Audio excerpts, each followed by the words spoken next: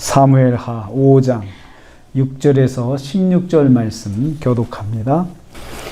오늘 말씀은 만군의 여호와께서 함께 하신 다윗이 점점 강성하여 가는 것을 보여주는 것을 내용으로 하고 있습니다.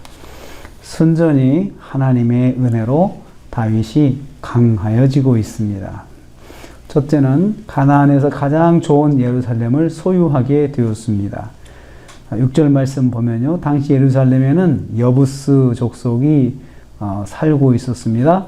그곳을 점령해 살았는데요, 예루살렘은 가나안 중심부에 위치한 천혜의 요새요, 교통의 요충지였습니다. 다윗은 예루살렘을 중심으로 삼으려고 이제 그런 마음을 먹고 예루살렘을 공격을 했습니다. 그러나 난공불락이 요새라서 여부스 족속은 그러한 다윗을 비웃으며 저항을 했습니다. 그래서 요새라서 여부스 족속은 아주 안심하며 다윗을 이렇게 비웃었죠. 맹인과 다리 저는 자를 세워도 다윗을 막을 수 있다. 자기들이 너무 안전한 곳이다. 요새라기 때문에 그냥 아무나 거기다 세워놔도 다윗을 막을 수가 있다. 그만큼 성을 공격하기 어렵다는 것입니다. 그러면서 다윗을 아주 비웃었습니다. 그들은 다윗을 막을 수 있다고 장담했습니다. 그리고 다윗을 비웃었습니다. 그러나 다윗은 그러한 예루살렘을 공격해서 정복을 해버렸습니다. 그리고 그곳 이름을 다윗성이다 이름을 바꿨습니다. 그래서 9절 말씀에 다윗이 그 산성에 살면서 다윗성이라 이름을 했고 자기 이름으로 이름을 아예 바꿔버렸습니다. 저는 이를 통해서 깨닫습니다. 하나님이 함께 하시면 가장 좋은 것을 소유하게 된다. 하나님께서 허락하신다는 것이죠. 그러니까 그 어려운 곳을 다윗이 어떻게 정복했을까? 하나님 은혜죠. 그 10절에 말씀하는 것처럼 하나님이 함께 계시니, 하나님 함께 하셔서 그렇게 된 것이라는 겁니다. 두 번째로 다윗을 돕는 사람을 붙여주셨습니다. 어떻게 강화해졌느냐? 다윗을 인정하고 돕는 사람들을 하나님께서 붙여주신 것입니다. 11절, 12절 말씀에 특별히 두로 왕 히람이 다윗에게 사절단을 보냈다 그랬습니다. 다윗성에 다윗의 집을 지을 수 있도록 전문 기술자와 건축 재료들을 보내준 것입니다. 이스라엘에는 그런 재료가 없어서 집을 그렇게 지을 수가 없는데 기술 인력도 보내주고 또 다윗 왕국이 그 다윗 왕국으로서의 그 면모를 갖출 수 있도록 그 모양을 만들어주는 일을 이 두로 왕이 해 준 것입니다. 사실 다윗은 전쟁하고 또 도망 다니고 뭐 이런 일을 하느라고 그런 어떤 건축이라든지 이런 도시 관리라든지 이런 것들은 잘 할 수가 없었어요. 준비할 수가 없었는데 이런 부족한 부분을 두로 왕이 다 채워준 것입니다.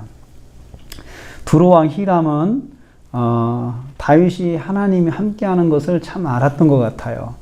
하나님이 함께하는 사람이다 라는 것을 알고 그를 도왔던 것 같습니다. 이를 통해서 다윗은 자기 스스로 깨달은 게 있었어요. 뭐냐면 12절 말씀 보면요, 다윗이 알았다. 뭘 알았냐 하면요, 여호와께서 자기를 세우사 이스라엘 왕으로 삼으신 것과 그리고 그의 백성 이스라엘을 위해서 그 나라를 높이신 것을 알았더라. 그러니까 자기가 이 예루살렘을 정복하는 이 과정을 통해서 하나님께서 우리 이 나라를 높여주시는구나. 그리고 하나님께서 나를 왕으로 삼으셨구나. 이 사실을 다윗이 깨닫게 된 것입니다. 다시 한번 깨달은 거죠. 기름 부음 받는 순간 너는 왕이다 라고 왕으로 세울 것이다 약속을 해주셨지만 사실 이런 진행되는 일들을 통해서 하나님이 정말 나와 함께 하시는구나. 하나님께서 정말 나를 왕으로 세우셨구나. 이것을 경험하게 되었다는 것입니다. 하나님의 종은 하나님 덕분에 사람들에게 은혜를 입을 수 있습니다. 그래서 성도는 하나님 덕분에 사람들로부터 도움을 받을 수 있는, 은혜를 입을 수 있는 길을 하나님 열어주시는 거예요. 그러니까 우리가 하나님을 잘 섬기면 하나님께서 안 믿는 사람도 어떻게 저 사람을 돕고자 하는 마음이 그냥 스스로 생기는 거죠. 네, 도와줘야 되겠다. 네, 저분을 내가 좀 도와줘야겠다. 좀 협조를 해야겠다 하는 그런 마음을 주신다는 거죠. 그래서 두로 왕이 그렇게 하나님의 인도하심을 받았습니다. 세 번째로 다윗에게 많은 자녀를 주셨습니다. 13에서 16절 말씀입니다.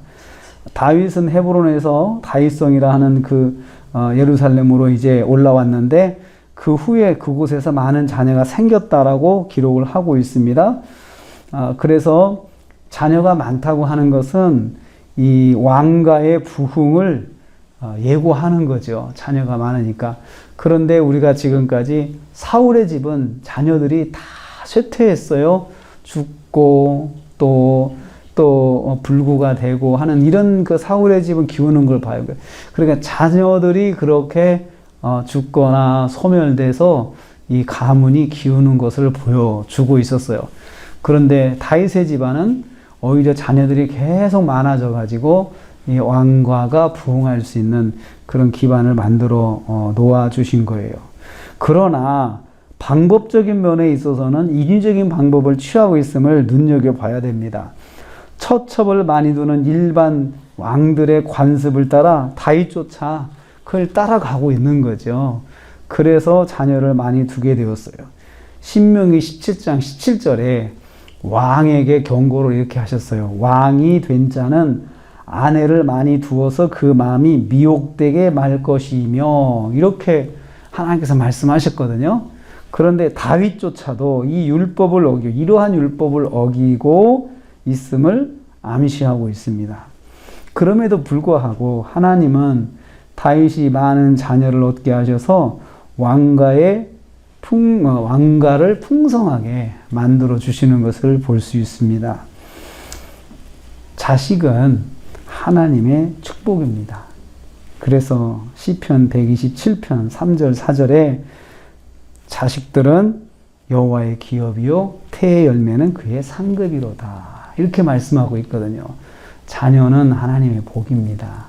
어떻든 간에 하나님의 복이고 축복이고 하나님께서 정말 기업으로 주셨기 때문에 자녀들을 항상 소중하게 여겨야 됩니다. 오늘 다윗은 하나님께서 은혜를 주셔서 이제 점점 강성하여지는 그런 모습을 우리가 보게 됩니다. 하나님께서는 좋은 걸 소유하게 만드시고 또 돕는 사람을 보내주시고 그리고 또 가정을 풍성하게 자녀들을 통해서 가정의 미래를 이렇게 풍성하게 예비해 주시는 것으로 복을 주십니다. 오늘도 우리가 하루를 삽니다. 저와 여러분에게는 무엇보다도 다윗처럼 하나님이 함께 하십니다. 하나님이 함께 하시는 것은 다윗만 함께 하는 게 아니잖아요. 우리하고도 함께 하시거든요. 그래서 다윗에게 주신 은혜처럼 저와 여러분도 점점 영육간에 강성해지시는 은혜가 오늘도 또 내일도 앞으로도 있으시기를 주님의 이름으로 축복합니다. 기도하겠습니다. 하나님 감사합니다.